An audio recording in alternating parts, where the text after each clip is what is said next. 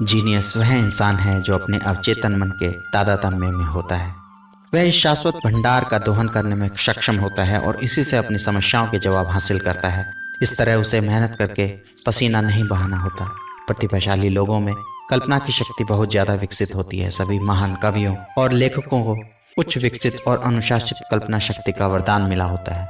मैं अब देख सकता हूँ कि शेक्सपियर अपने जमाने की पुरानी कहानियों, दंत कथाएं और मिथक सुन रहे हैं। मैं यह भी कल्पना कर सकता हूँ कि वे बैठकर अपने मन में नाटक के उन सभी पात्रों की सूची बना रहे हैं, फिर एक एक करके बाल, त्वचा, मांसपेशी, हड्डी के साथ उन्हें वस्त्र पहना रहे हैं, उनमें प्राण फूंक रहे हैं और उन्हें इतना सजीव बना रहे हैं कि हम सोचने लगते हैं कि हम खुद के बारे में ही पढ़ रहे हैं।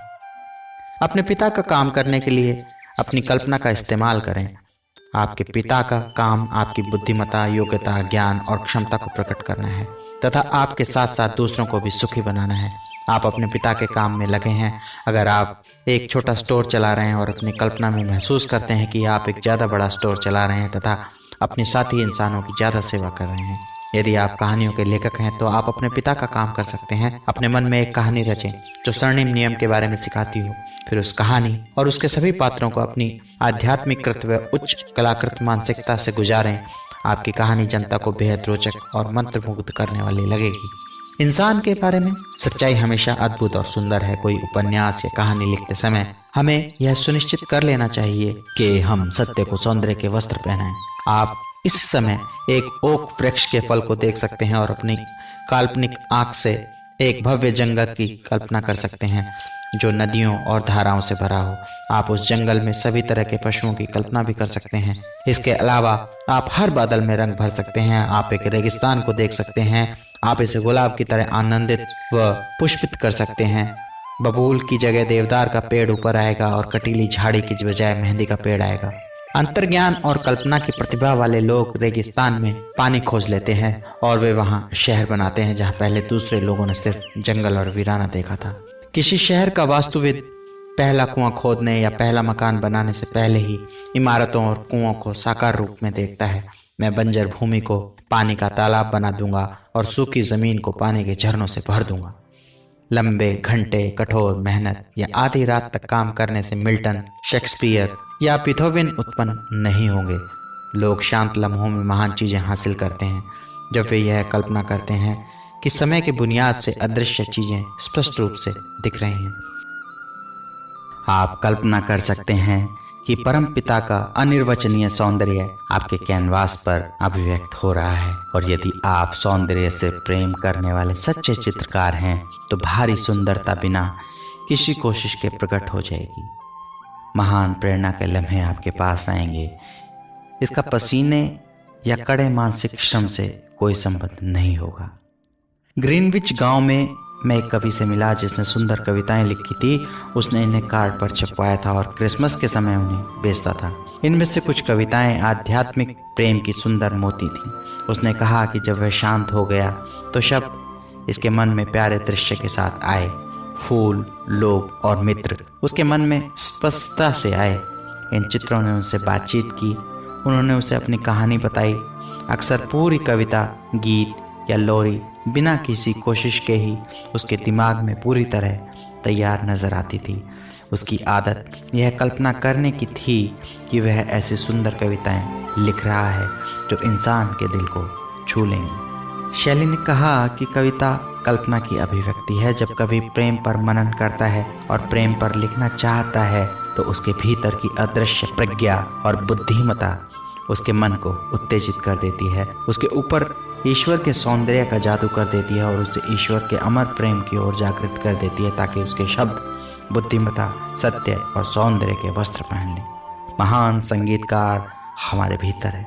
यदि आपका काम संगीत बजाना या रचना है तो आश्वस्त रहें कि आप अपने पिता के काम पर हैं।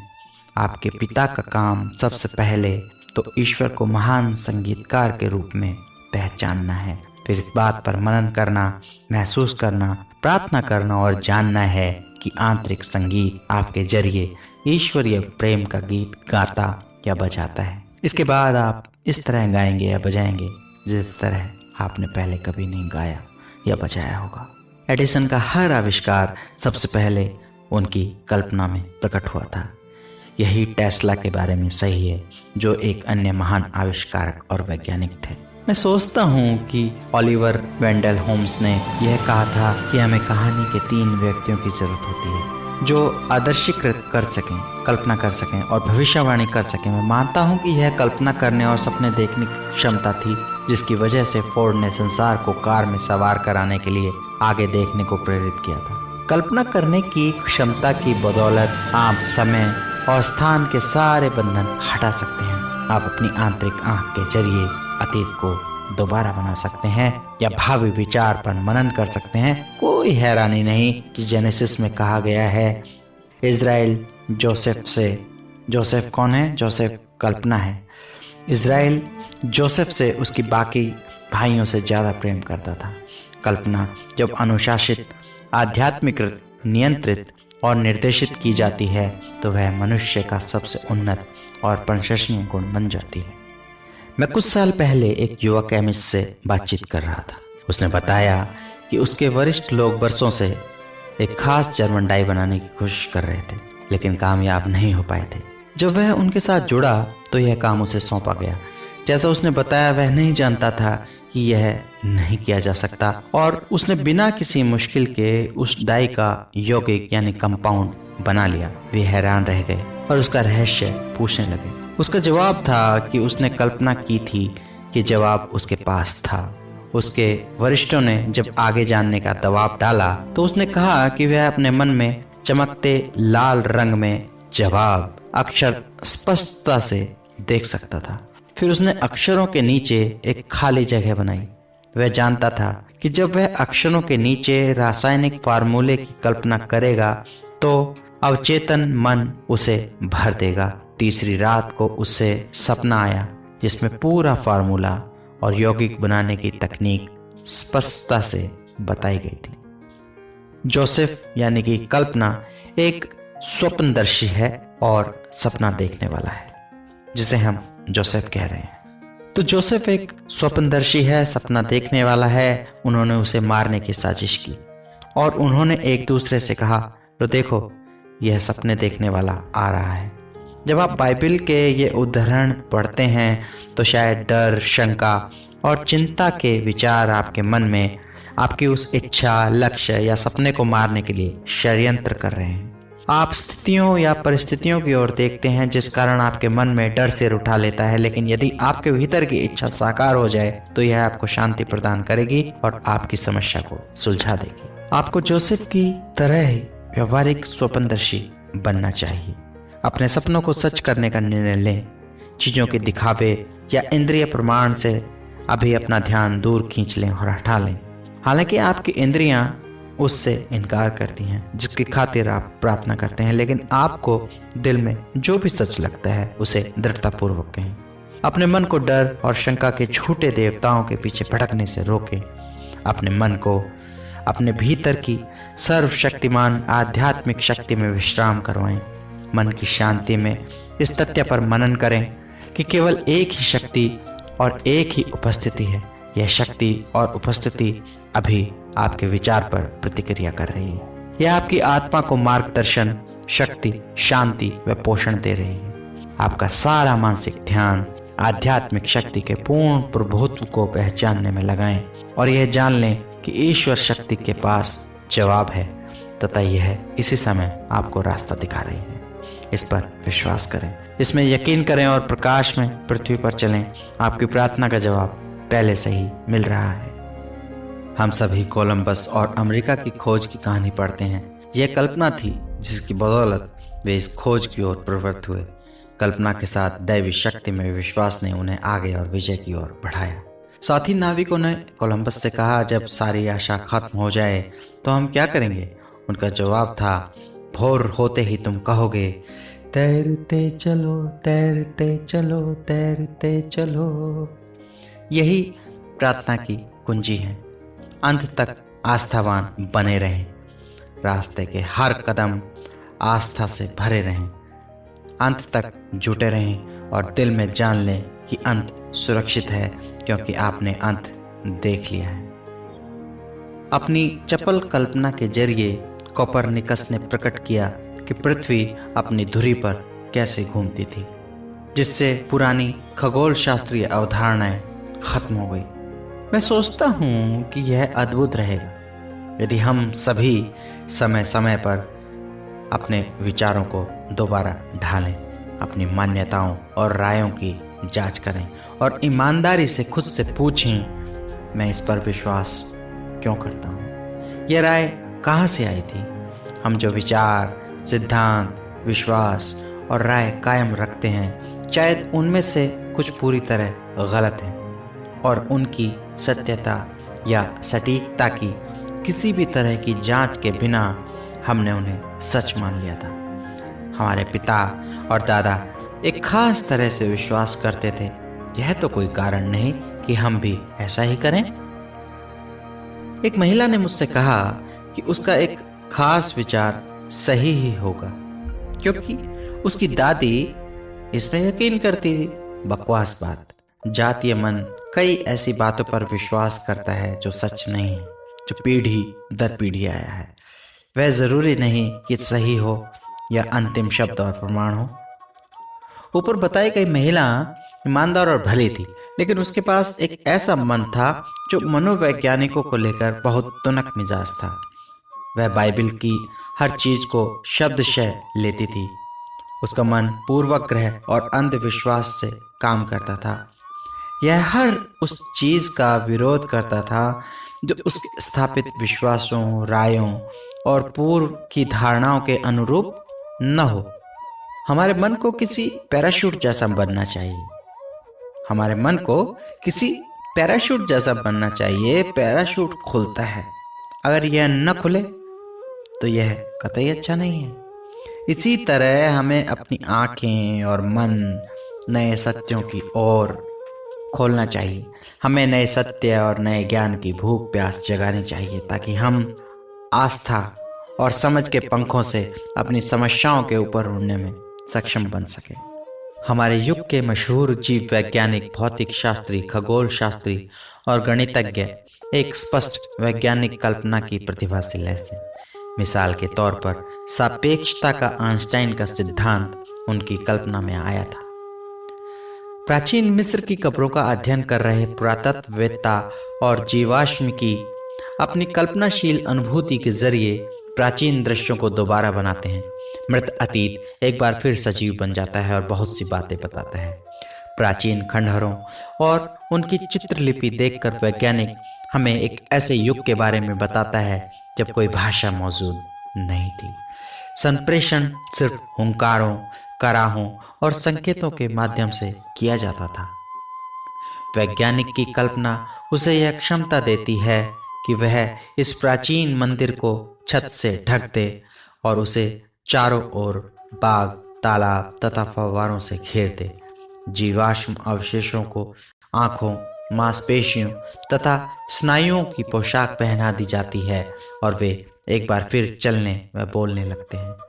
अतीत जीवित वर्तमान बन जाता है और हम कल्पना में पाते हैं कि कोई समय या स्थान नहीं है। आपकी कल्पना शक्ति से आप सार्वकालिक सबसे प्रेरित लेखकों के साथी बन सकते हैं। मैंने कुछ समय पहले लॉस एंजलिस के विलशायर एबल थिएटर में हमारे रविवार के दर्शकों के सामने रेवलेशन के 21वें अध्याय पर व्याख्यान दिया। पिछली रात जब मैं निम्न पंक्तियों के आंतरिक अर्थ पर मनन कर रहा था तो मैंने अंतर्ज्ञान से और सचमुच उस माहिर भविष्य दृष्टा की उपस्थिति तथा अंतरंग साहचर्य महसूस किया जिसने ये प्रेरित पंक्तियां लिखी थी। और मैंने पवित्र शहर नया यरूशलेम देखा जो ईश्वर के पास से स्वर्ग से नीचे आ रहा था, अपने पति के लिए दुल्हन की तरह सजा हुआ। और मैंने आसमान से एक महान आवाज सुनी, देखो ईश्वर का मंदिर इंसानों के साथ है और वह उनके साथ रहेगा और उनका ईश्वर होगा। क्या आप अपने खुद के मन के गलियारे में अभी चल नहीं सकते? जी हाँ, अभी इसी समय। और वहां अंदर यह देख, महसूस और अनुभूत नहीं कर सकते कि शांति की ईश्वरीय सरिता आपके मन में प्रवाहित हो रही है। आप अभी पवित्र शहर यानी अपने खुद के मन में हैं, जहां आनंद, खुशी, आस्था, सद्भाव, प्रेम और सामंजस्य जैसे प्यारे लोग रहते हैं। आपका मन ईश्वर के दीप्तिमान सौंदर्य की पोशाक में है और आपकी मनोदशा उन्नत, प्रशंसनीय तथा ईश्वरीय है। आप मानसिक तथा आध्यात्मिक रूप से ईश्वर और सभी अच्छी चीजों से विवाहित हैं। आपने अपना शादी का जोड़ा पहन रखा है क्योंकि आप असीम के तादात्म्य हैं और ईश्वर के शाश्वत सत्य लगातार आपके मन को भरते हैं। अपनी कल्पना में आप अनुभूत और महसूस करते हैं कि आप ईश्वर के मंदिर हैं तथा उसकी पवित्र आत्मा आपके अस्तित्व के हर हिस्से को सराबोर करती और भरती है। अब आपकी कल्पना एक दैवी उन्माद की जकड़ में है। आप ईश्वर में मदमस्त हो चुके हैं। आपको दैवी प्रतिरक्षा मिल चुकी है जो आपके हृदय कक्ष में ईश्वर की उपस्थिति है। आप किसी चट्टान को देख सकते हैं और दैवी कल्पना के जरिए आप उस चट्टान से मरियम को या किसी देवी को प्रकट कर सकते हैं और हमेशा के लिए सौंदर्य व खुशी का दृश्य चित्रित कर सकते हैं। कभी भी अपनी कल्पना का इस्तेमाल नकारात्मक न करें, कभी इसे विकृत न करें। आप बीमारी, दुर्घटना और क्षति की कल्पना करके मानसिक रूप से उजड़ सकते हैं। बीमारी और अभाव की कल्पना करना अपनी मानसिक शांति, स्वास्थ्य और खुशी को नष्ट करना है। एक बार एक जहाज पर मैंने एक यात्री को सूर्यास्त की ओर देखते हुए और यह कहते हुए सुना, मैं बहुत खुश हूँ, काश यह हमेशा कायम रहे। कितनी बार आप सुंदर सूर्योदय देखते हैं और शायद कहते हैं काश यह हमेशा कायम रहे। इस क्षण भंगुर संसार में कोई चीज हमेशा कायम नहीं रहती, लेकिन ईश्वर के सत्य हमेशा कायम रहते हैं। रात का अंधेरा आता है लेकिन सुबह एक बार फिर आएगी, शाम भी आएगी। आप नहीं चाहते कि चीजें स्थिर खड़ी रहें। आप खुद भी स्थिर खड़े नहीं रहना चाहते, क्योंकि जीतने के लिए भीतर और बाहर नए संसार हैं। शाश्वत परिवर्तन समूचे जीवन की जड़ है। आप किसी लीक में फंसे नहीं रहना चाहते। समस्याएं जीवन का तरीका है जो आपसे जवाब पूछ रही हैं। सबसे बड़ी खुशी और संतुष्टि उबरने में, जीतने में है। यदि परिवर्तन नहीं होते तो जीवन असहनीय हो जाता। हम चीजों की नीरसता से ऊब जाते। आपको रात और दिन, ठंड और गर्मी, ज्वार और भाटा, गर्मी और सर्दी, आशा और निराशा तथा सफलता और असफलता का अनुभव होता है। आप खुद को विरोधाभासों के बीच पाते हैं। अपनी कल्पना की शक्ति के जरिए आप जो महसूस करना चाहते हैं वह है विरोधी चीजों को सामंजस्य में लाना और मानसिक शांति पाना। दुख, कष्ट या किसी प्रियजन के विछोह के बीच आपकी कल्पना और आस्था, पक्षी के दो पंख, आपको ऊपर उड़ाकर ईश्वर के हृदय में ले जा जाते हैं जो आपका पिता है। वहां आप अपनी आत्मा के लिए शांति, सांत्वना और दैवी विश्राम पाते हैं। अपनी कल्पना में आप ईश्वर के सत्य का चेहरा देखते हैं और ईश्वर सारे आंसू पोंछ देता है। अब कोई और विलाप नहीं होगा। ईश्वरीय प्रेम की धूप मानव मन की सारी धुंध और कोहरे को घोल देती है और ईश्वर उनकी आंखों से सारे आंसू पोंछ देगा। फिर कोई और मृत्यु, दुख या विलाप नहीं होगा, नहीं कोई और दर्द होगा, क्योंकि पुरानी चीजें गुजर जाती हैं। देखो, मैं सारी चीजों को नया बनाता हूँ। जब रात स्याह हो तो आपको बाहर निकलने का रास्ता नजर नहीं आता है, यानी जब आपकी समस्या सबसे गंभीर हो, अपनी कल्पना को अपना तारणहार बनने दें आप। मैं अपनी निगाह यानी कि कल्पना, मैं अपनी कल्पना पहाड़ियों की ओर उठाऊंगा जहां से मेरी मदद आती है। पहाड़ियां आंतरिक हैं, आप में ईश्वर की उपस्थिति। जब आप मार्गदर्शन और प्रेरणा चाहते हो तो आपकी अपनी निगाह ईश्वर के सत्य के तारों पर केंद्रित रखें। जैसे अनंत प्रज्ञा मुझे राह दिखाती है और मेरा मार्गदर्शन करती है, या फिर दैवी बुद्धिमत्ता मेरे मन में सैलाब लाती है और मैं ऊंचाई से प्रेरित होता हूँ। आपके भीतर एक अभिकल्पकार, एक वास्तुविद और एक बुनकर है। यह आपके मन, विचारों, भावनाओं और विश्वासों के वस्त्र को लेकर उन्हें जीवन के ऐसे खांचे में बुन देता है जो आपकी ओर शांति या मन मुटाव, स्वास्थ्य या रोग लाते हैं। आप एक ऐसे जीवन की कल्पना कर सकते हैं जो आपको तीसरे स्वर्ग की ओर ले जाएगा, जहां आप ईश्वर की अनिर्वचनीय चीजें देखेंगे। दूसरी ओर, अपनी कल्पना के विकृत रुग्ण इस्तेमाल से आप दुर्दशा की गहराइयों में भी पहुंच सकते हैं। मनुष्य ईश्वर का मंदिर है और चाहे कोई मनुष्य कितना ही नीचे गिर गया हो, उपचारक उपस्थित वहां उसकी मदद करने का इंतजार कर रही है। यह हमारे भीतर इंतजार कर रही है कि हम उसका आह्वान करें। आप सभी कारोबारी सौदों में अपनी कल्पना का अद्भुत इस्तेमाल कर सकते हैं। हमेशा सामने वाले के स्थान पर अपनी कल्पना करें। इससे आपको पता चल जाता है कि क्या करना है। कल्पना करें कि सामने वाला वह सब अभिव्यक्त कर रहा है जो आप उसे अभिव्यक्त करते देखना चाहते हैं। उसे उस तरह देखें जैसा कि उसे होना चाहिए, न कि जैसा वह नजर आता है। शायद वह बदमिजाज, व्यंग्यात्मक, कटु या शत्रुतापूर्ण है। उसके मन में कई कुंठित आशाएं और त्रासदियां घूम रही होंगी। उन चीजों की कल्पना करें जो भी प्यारी और अच्छी हैं। इस तरह अपनी कल्पना के माध्यम से आप उस व्यक्ति को ईश्वर के वस्त्र से ढक देते हैं। आदर्शों का, ईश्वर का, संसार और ईश्वर के असीम विचार उसके भीतर हैं और पैदा तथा मुक्त होने का इंतजार कर रहे हैं। यदि आप चाहें तो कह सकते हैं ईश्वर उसमें पैदा होने का इंतजार कर रहा है। आप द्वार खोलकर उस इंसान के हृदय में ईश्वर के प्रेम की अग्नि जला सकते हैं। आप जो चिंगारी जलाते हैं, हो सकता है वह दैवी अग्नि बनकर धधकने लगे। संसार में कला की सबसे महान और सबसे समृद्ध वीथिकाएं मन की हैं, जो ईश्वर के सत्यों और सौंदर्य के प्रति समर्पित हैं। लियोनार्दो दा विंची ने अपनी कल्पना की प्रतिभा द्वारा ईसा मसीह और 12 शिष्यों तथा उनके निहितार्थ पर मनन किया। गहरी तंद्रा में खोने पर उनकी कल्पना ने उनके भीतर के असीम भंडार से आदर्श चित्र निकाले। उनकी आदर्श एकाग्रता की बदौलत उनकी आंतरिक आंख में अंदर से एक चमक आई, जिससे वे प्रेरित हो गए। अंततः उनकी दैवी कल्पना से द लास्ट सपर नाम का मास्टरपीस उत्पन्न हुआ। आपने एक शांत झील या पर्वत शिखर की यात्रा की है। गौर करें कि नीरव, ठंडी, शांत सतह किस तरह आसमान की रोशनी को प्रतिबिंबित करती है। इसी तरह आध्यात्मिक मनुष्य का शांत मन भी अंदरूनी ईश्वरीय प्रकाश और बुद्धिमत्ता को प्रतिबिंबित करता है। जीवन में अपने लक्ष्य का चित्र बनाएं, इस लक्ष्य के अनुरूप जिएं, इस लक्ष्य को अपनी कल्पना को जकड़ने दें, इस लक्ष्य को स्वयं को रोमांचित करने दें। आप उस लक्ष्य की दिशा में बढ़ेंगे जो आपके मन को शासित करता है। जीवन के लक्ष्य स्वर्ग की ओस जैसे हैं, जो मनुष्य के मन के सूखे क्षेत्रों पर पड़ती है और उसे ताजगी प्रदान करती है। अब तक आप जान चुके हैं कि कल्पना ही वह नदी है जो आपको ईश्वर तथा मनोवैज्ञानिक रूप से वापस बहने में सक्षम बनाती है। धाराएं आपके विचार और भावनाएं हैं, साथ ही प्रेम और सद्भावना का प्रकटीकरण भी, जो आपके पास से बाकी लोगों की ओर जाता है। मनुष्य संसार की ओर देखता है और उसे वहां बीमारी, अव्यवस्था तथा इंसान के प्रति अमानवीयता दिखती है। अनुशासित कल्पना वाला व्यक्ति सभी दिखावों, मतभेदों और इंद्रिय प्रमाणों से ऊपर उठता है।